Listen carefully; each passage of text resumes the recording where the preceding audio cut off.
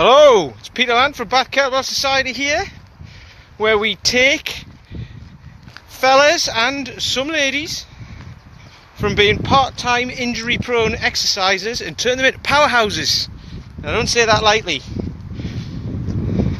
So, happy Perineum Day.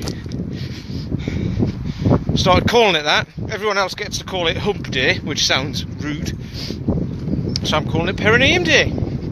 If you don't know what a perineum is, just think about it. It's the bit between the shit bit and the good bit. So it's kind of like Wednesday, between Monday and the weekend. Anyhow, if you still don't know what it is, I'm not going to tell you to Google it, because if you do, you'll see some funny images, put it that way. I Googled it once and it wasn't pretty. Anyway,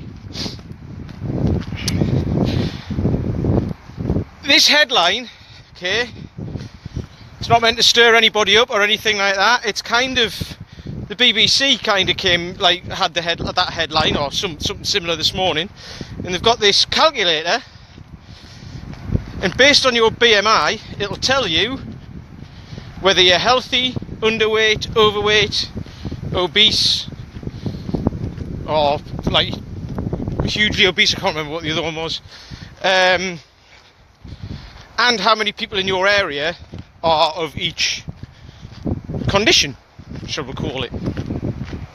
So I did mine. I'm bordering on overweight based on my BMI, but that's cool. I'm in the top end of healthy. However, 69% of people in my age group, so 35 to 44 that is, I'm 41, 69% of people in my age group are either overweight or obese. 40% were in the overweight category. So that's who I'm going to talk to. So if you do this thing on BBC, you'll find the article. If you do that, put your measurements in, it'll tell you where you stand. Now, there'll be a fair few people. So when I posted this, is a guy, friend of mine, Mike Sweeney, commented on it and said he's a registered UK dietitian, and he is the guy who backs up my website, analyzes all the recipes. He knows his stuff. That's why my nutrition website works. Okay, so he's the guy behind that, and he said when he did his masters in 2014,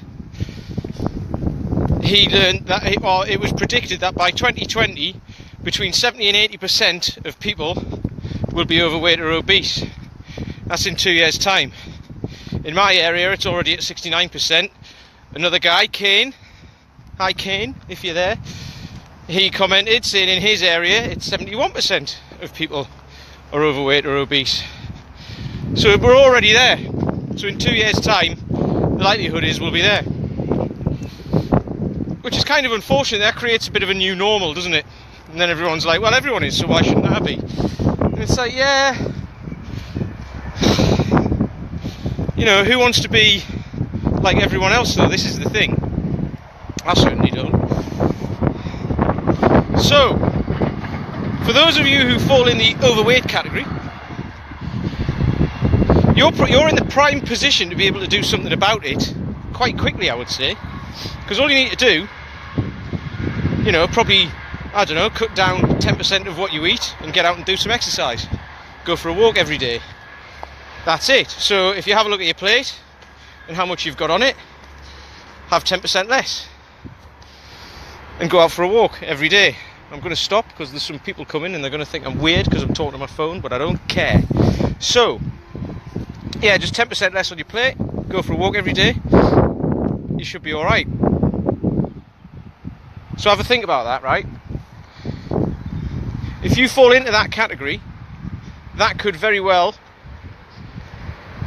give you the potential to fall down into the healthy category or towards the lower end of the overweight category, if you're in the middle, say. If you're at the higher end of that, bordering on obese, it'll stop you getting obese. So there's probably not that much to do. One of the guys who comes to see me at BKS commented on it and said I'm probably in that 40% overweight category. Now I know him, obviously, because he comes to see me. he's not going to be well into that. He's going to be only just into it. So therefore, there's not much needs doing, and he's doing the right thing anyway because he does exercise and he does eat quite well. So that's good. So there's probably not that much that you need to do. Now, if you're in the obese category and you're well into that, the problem there arises that if that's the case, then there could be some, there's more than likely something else other than, just having eaten a bit too much and all that. There's probably some unhealthy relationship with food, some addiction, some kind of depression, some kind of feeling of, I've always been the fat kid, so therefore, if I'm not the fat kid anymore, I end up losing my identity. And what do? And I've spoken to people like that. I've dealt with people like that, and it's really hard to lose that identity, because in a social group, that is who you are. If you've always been like that, in a social group, that is who you are.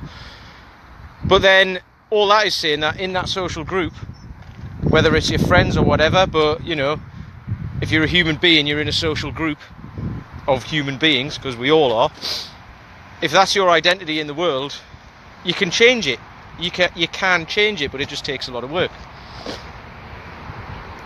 So 10% less on your plate.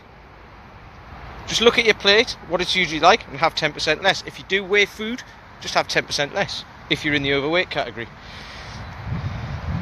And go out for a walk every day. It might not get you back into the healthy category. However, it will, it'll stop you getting into the obese category. So if you want to know more, if you want a bit of hand with that, click the link below. And you can download my 101 free workouts as well. Do some of those and they'll definitely help you out. Talk soon.